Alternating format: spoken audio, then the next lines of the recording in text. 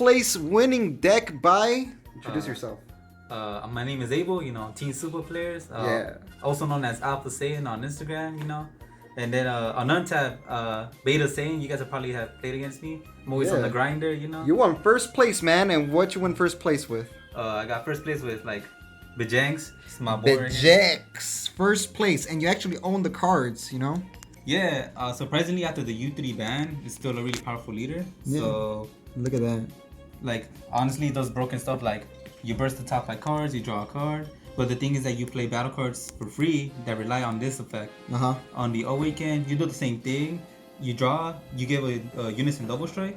But the cool thing is that you can never deck out with this deck as long as you have 20 in the draw, which is the Sparking 20. Oh, yeah. So you're never losing to Janema, honestly, unless they aggro you.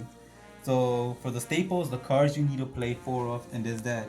Four of? Yeah, of all of these. You have to play 4 for consistency. Okay. So they all got their purpose of the deck. Our Unison, +2, you give it +10 K attack, and you get double strike from the leader. So you're swinging high every single time. You -4, you give it dual attack and +10. So at times for going for game, this gives it double strike. So it'll be like 25K double strike. Yeah. Dual attack. Dual attack sometimes. This one really good. If you mill multiples from the leader, when your hand size is at 5 or less, it becomes a pseudo super combo essentially because it gains an extra 5K boost. So I mean that's all it really does. Honestly, it's really good against aggro. This Vegeta really clutch in most of my games because when you pay 2 energies, you warp something 3 costs or less. So really good when your opponent has blockers, stuff on the board you don't need your opponent has. And of course the blocker, you take a life, and he's a blocker.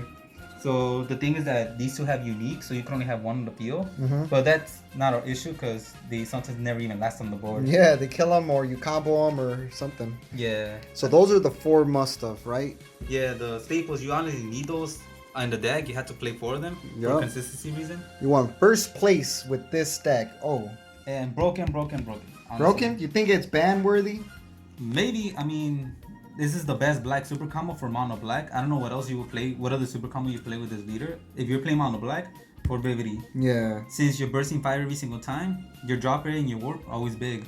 So you get a big combo. Big combos, pushing for games.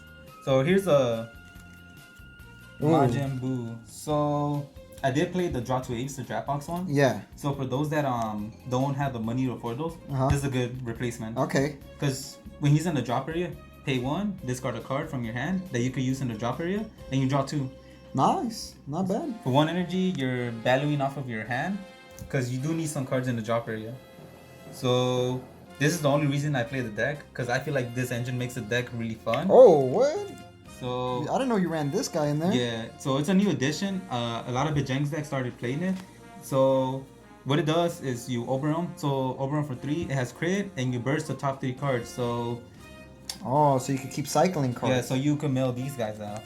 Really essential, like I said, that's why you need 4. Or sometimes you mill out stuff like this. Really powerful, honestly. All good in the drop, huh? And crit pressure. Crit pressure for free, no energy required. Yeah. Usually your turn 1 or turn 2 play. Okay. So here's your other Oberon. You play 4 Trunks. 4 Trunks. Yeah, so ideally you play 8 Oberons because in your turn 1 you need to see an Oberon in some way or another. But this is probably the best Oberon you could play because when you play this guy, you play. You run the power booster card. Yeah, so the reason this guy went up in price is because you could cheat him out on turn 1 with this guy. So he'll come in rest mode. You burst the 5. You put the top 5 cards from your deck to the drop area. So you're milling out the battle cards you need to play for free, or even the resources that you need. And plus, when you pay 1 energy, you bring out your burn card. Burn damage. So, like I said, the only reason I play the deck, I feel like this engine's really powerful. Especially against, since your deck is already aggressive, you push your opponent down to really low life. On your second energy, when you bring this guy out, you could just swing. And since you're at high life, usually, you take 2 life and your opponent has to take a damage by force. Yeah. Actually, warp a damage, my bad. Warp a damage. So, essentially, it's a double striker. And when your opponent's at low life, That's a game ender. That's a game ender, yeah. Nice. And the other cool part is you warp a battle card when it comes into play. So it's removal. Removal, all in 1 card. Now, what else you got in there? So aside from that, we do play another engine, which Okay. is VEGEKS himself actually. Oh, VEGEKS. Yeah, this engine's not that bad. People are underestimating it, I feel. Yeah, people started playing this engine because you do get some good value off of it, which is the other reason why I play like these Oberons.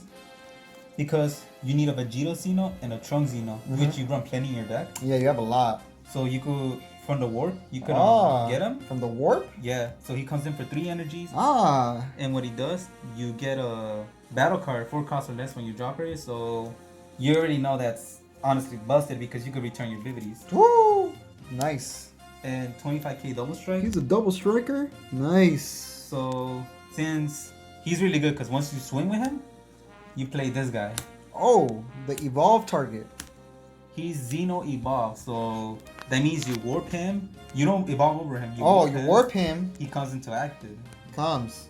And he's 30k double strike. Woo! So, you know, 2 big attacks in 1 turn. Dude, this deck is fire. I like it a lot.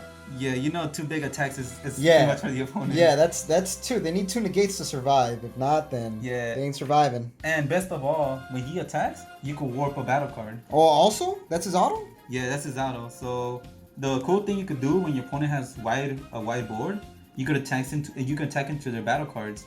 So since he's 30k, they're not gonna defend most of the time. That little engine's not too expensive either, huh? Yes, it's commons honestly. They're all commons. You could pull them by buying a couple booster boxes, 1 or 2. Yeah, and then for our negate of choice, I mean, Power Burst. Power Burst, the best negate for the black, you think, or not? At least for the version I'm playing, because since you always have 5 in the drop area or more, he's free. It's free basically all the time. So you self-awaken, you add your 1-drops, and you have a lot of 1-drops in the deck, honestly. Like, for example... 1-drops? Oh, Kusukai. Didn't you say you think this card might get banned or something? If there's more aggro decks that are really aggressive and they perform well, if you main deck this is like a lifesaver. It shuts down your opponent's turn. Because the deck struggles against Topo at times. So your opponent is risking playing a Topo or an Arrival card, 20k or less. So, because if they do, then they're going to discard or warp 2 cards from their hand. So honestly, it shuts down the turn, and there are turns where you just go for game because of this card.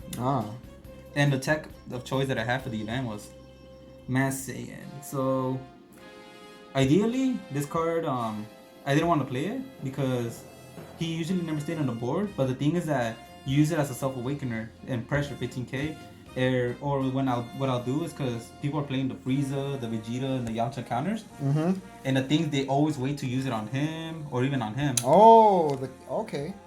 This doesn't get over the Trunks one. That's why Blue is the hardest matchup for this deck. So what I'll do, I'll establish 1, and on that same turn I'll bring him out because the opponent does not want to risk discarding 2 cards. Because of this card. Yeah. And you get the deal. Bring him as well. Nice. Bring into your... It's a safe engine play right there. Yeah, you're almost guaranteeing that you're going to bring those cards out.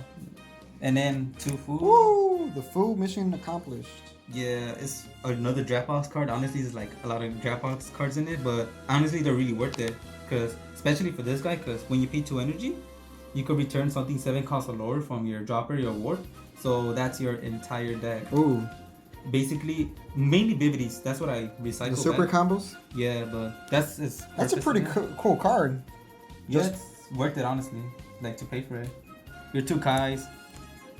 I'll say it again and always, don't forget to choose up 2. Declare, please. Declare double strike to an attacking card. If not, play Champa, I guess, but that's the most optimal super combo. 1 Hatchiak. Just 1? So I didn't used to play it, but I saw a lot of VEGEKS lists having it, and it has a lot of utility, right? Did you ever play it? Yes, I did once actually, which it overperformed because so he has a lot of utility. You discard 2 from your top of your deck. When you discard this, you can revive it for 3, and you can manipulate the cards you mill out. So when you're a very low deck, you can return these into the deck, and if you have enough to still mill out. To now shuffle your deck entirely, you can still play these out. So you're manipulating what you're milling out. That makes sense. Yeah, and he's 25k single. Yeah. So, which is good because he gets rid of battle cards. And your boss. Ooh, the final boss card. Black Smoke Dragon Secret Rare. Yeah, I mean, you could play the Gogeta one, but I feel like that one's more situational. You have to guarantee you're going to end the game with that one. Or not know you're going to do some lethal damage. But this guy's always going to be good because you're warping. Yeah, so you could either warp 4 from the hand, mill 7, warp 7 actually, and draw 2. Woo! Or warp the board, which is good in mirrors and whiteboard decks.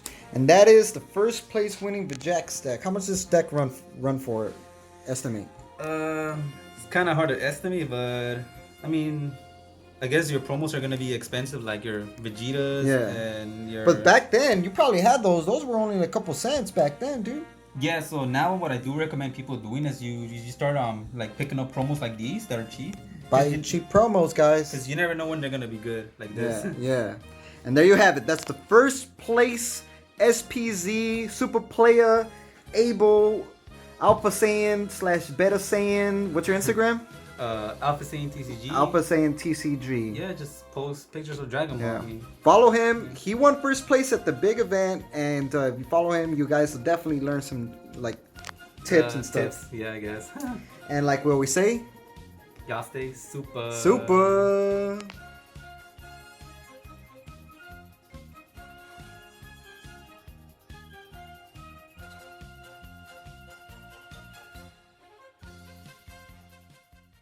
Awaken now, beast mode. Victory strike that mic. J's on my feet while I triple strike. Going in for game, you wish you did the same. Here comes the fool, I pity the fool. Double strike, draw 2. Who would've knew? I bad ring laser.